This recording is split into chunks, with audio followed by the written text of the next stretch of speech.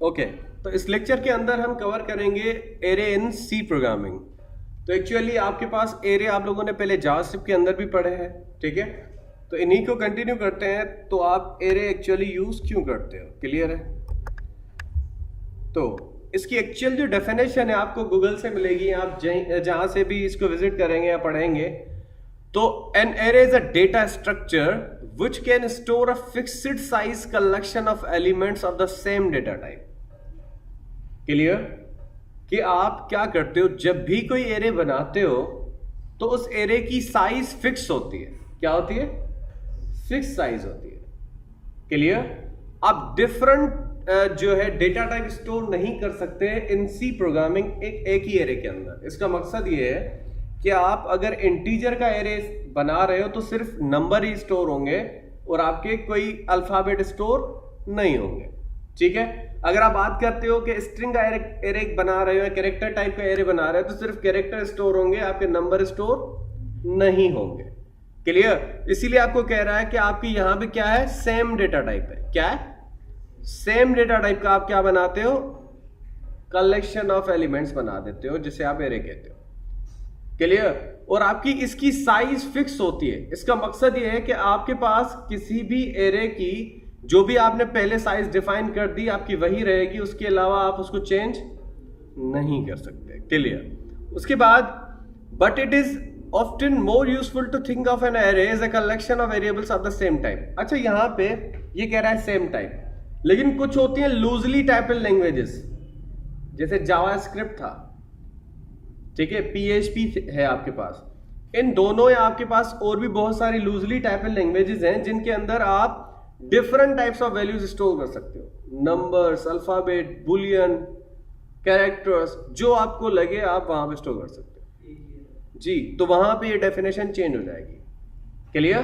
तो यहां पे सेम डेटा टाइप की आप कलेक्शन बना सकते हो और वहां पे आपकी डिफरेंट डेटा टाइप भी आप स्टोर कर सकते हो। क्लियर हो गया। क्योंकि सी, जावा या आपके पास सी शार्प समथिंग, ये जो लैंग्वेजेस हैं ये स्ट्रांगली टाइप्ड लैंग्वेजेस हैं। जिस टाइप का एरे बनेगा उसी टाइप की आप वैल्यू स्टोर करेंगे। लेकिन आपने देखा होगा, आपने जावास्क्रिप्ट के अंदर कहीं पे भी इंटीजर, स्ट्रिंग या कुछ पढ़ा था? नहीं पढ़ा था, क्योंकि हम डायरेक्ट वीआर कीवर्ड लगाते थे और वेरिएबल बना देते थे। वैसे ही आप PHP में जाओगे, डॉलर के सिंबल के साथ कोई भी वेरिएबल बना दो, उसकी डेटा टाइप डिफाइन नहीं करते। इसीलिए आप कहते हो लूजली टाइप्ड है। कोई भी टाइप आप नहीं देते, डायरेक्टली आप वैल्यू स्टोर करते हो। ऑटोमेटिक वो समझ जाती है कि अब नंबर है, अब फ्लोट है, कुछ हो है। क्लियर हो गया? ठीक है। अब इसको आप प्रैक्टिकली करने की कोशिश करें। यहां पे आ जाते हैं, ठीक है, यहां पे इसको बना लेते हैं बस।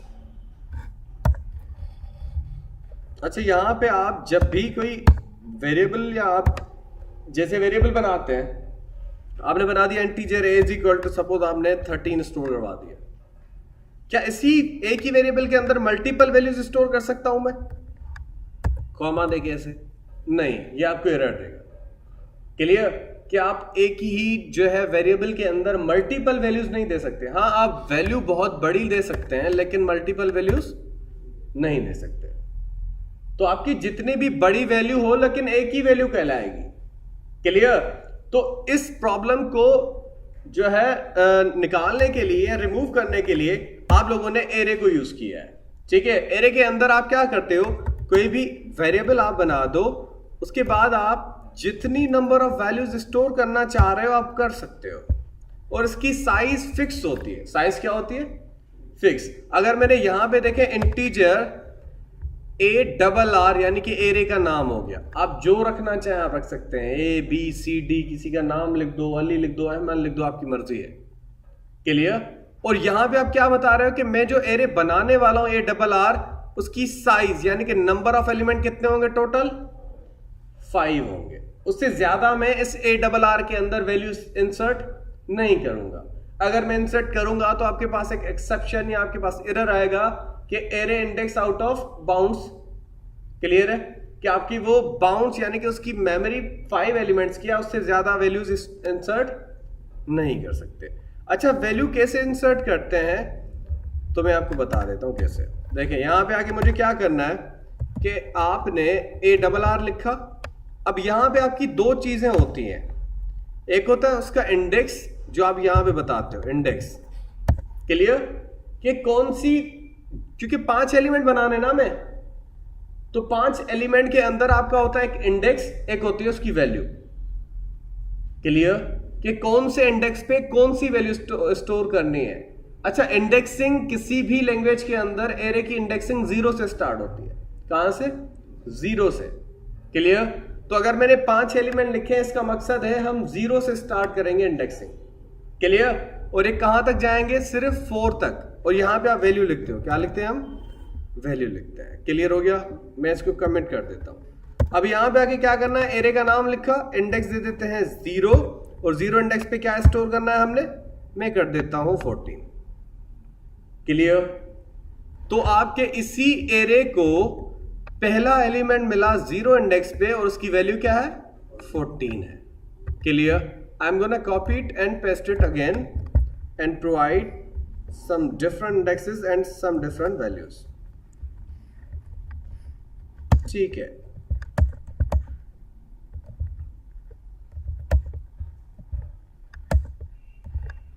तो यहां पे आपके पास 0 फिर 1 इंडेक्स, और यहां पे वैल्यू चेंज कर लेते हैं समथिंग।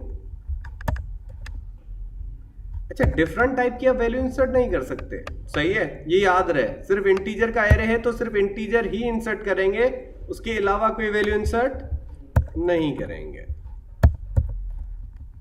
अच्छा 4 तक इंडेक्सेस दिए, 4 के बाद आप कोई इंडेक्स नहीं देंगे, क्योंकि नंबर ऑफ एलिमेंट टोटल कितने हैं? 5 है ना, और नंबर ऑफ एलिमेंट यानी कि एरे की लेंथ। समझ में आया? तो 0 1 2 3 4, ये कितने एलिमेंट? इंडेक्सेस 4 है, एलिमेंट 5 है। क्लियर हो गया? ठीक है, तो अगर आप इसको वैल्यू को प्रिंट करना चाह रहे हो तो आपको यहां पे भी परसेंटेज डी ही लिखनी है। क्या लिखना है? परसेंटेज डी, क्योंकि इंटीजर टाइप का एरे है हमारे पास। क्लियर? मैं इसको भी कमेंट ही कर देता हूं, ये वेरिएबल है। और नीचे आके आपने कैसे कॉल करना है, आपको अगर 0 इंडेक्स की वैल्यू कॉल करनी है तो आप 0 की भी कॉल कर सकते हैं यहां पे। क्लियर? आपकी A लिखना है, कौन सी 0 इंडेक्स की वैल्यू कॉल करनी है, आप ऐसे लिख के F11 प्रेस करते हैं, तो आपको बता रहा है कि 14 पड़ा है 0 इंडेक्स पे। क्लियर? वैसे ही अगर आपको किसी और इंडेक्स की वैल्यू कॉल करनी है तो आप सिर्फ यहां पे आके क्या बता दें? इंडेक्स बता दें। सिंपल सी बात है। ठीक है? अच्छा, अगर आप चाहें तो आप इसको फॉर लूप के थ्रू भी प्रिंट कर सकते हैं एरे को।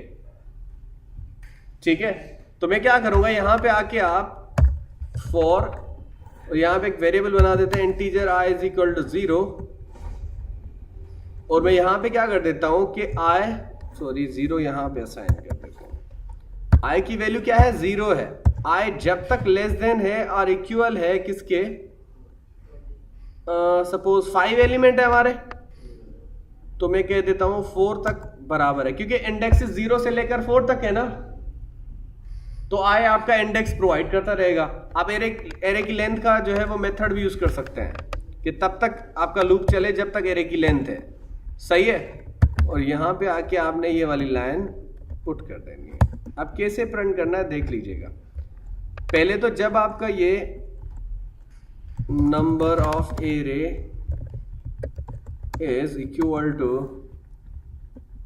अच्छा यहां पे आके \n, ये स्केप सीक्वेंस है जो आपको न्यू लाइन पे लाता है। सही है?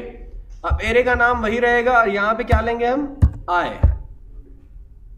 समझ में आया? पहले आपकी वो डायरेक्ट वैल्यू देते थे, अब लूप का वेरिएबल जो भी देगा आपका वो प्रिंट करता रहेगा। अब ये किस जी 5 वैल्यूज लाएगा, क्योंकि एरे लूप कब तक चलेगा? जब तक i की वैल्यू लेस देन और इक्वल है 4 के। फर्स्ट टाइम i की वैल्यू 0 होगी तो ये 0 लोकेशन की वैल्यू उठा लेगा। कहां से? इस एरे से। 0 पे क्या पड़ा है? 14 पड़ा है। क्लियर हो गया? इसको एग्जीक्यूट करते हैं, तो देखिए आपके पास वैल्यूज आ रही हैं एरे की। क्लियर हो गया? ठीक है, तो you can print your array by using for loop. Clear है? आप यूजर से वैल्यू लेके वो आपके एरे के अंदर भी आप इंसर्ट कर सकते हो, आपकी मर्जी है, आप जैसे चाहें एरे को एग्जीक्यूट कर सकते हैं। ठीक है, तो ये था आपके पास एरे, और नेक्स्ट के अंदर कुछ और पढ़ते हैं।